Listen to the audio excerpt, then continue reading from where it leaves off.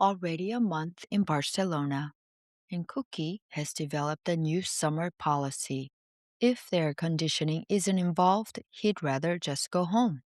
Also, dogs are predicting World Cup winners. New York is investing in pets.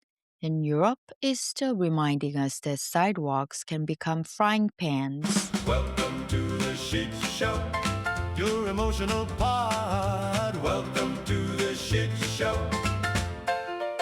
your emotional pod. Welcome back to the Shihtz Show, the podcast about everyday life with the Shih Tzu who somehow believes every country should adjust to his comfort level. I'm Daisy, Cookie's overworked butler, and currently traveling with a dog whose vacation priorities are air conditioning, shade, and restaurant leftovers.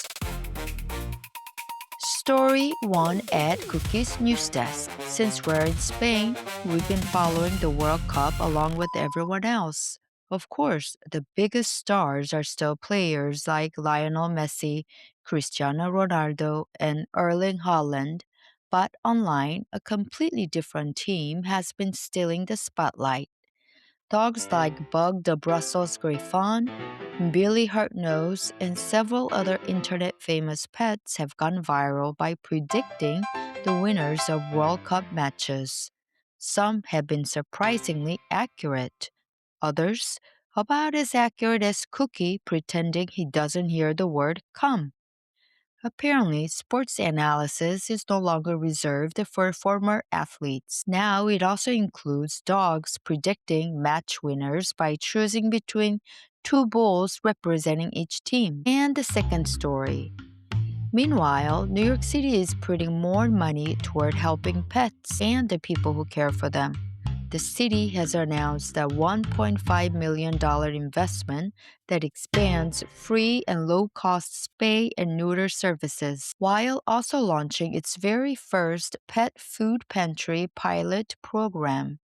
It's nice to see cities recognizing that caring for pets also means supporting the families who love them. And finally, it's still incredibly hot across much of Europe.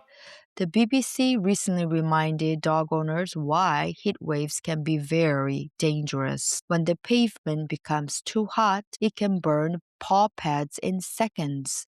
Dogs also struggle to cool themselves efficiently, making heat exhaustion a very real risk.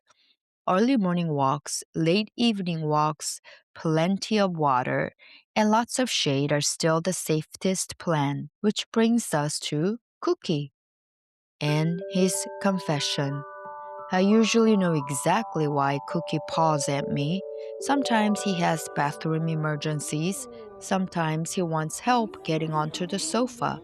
Sometimes he wants down. Those requests are easy, but the other night, we were sitting in a lovely dog friendly restaurant here in Barcelona. He just kept pawing me. Again and again, nothing seemed wrong until I finally realized he wasn't asking for my food.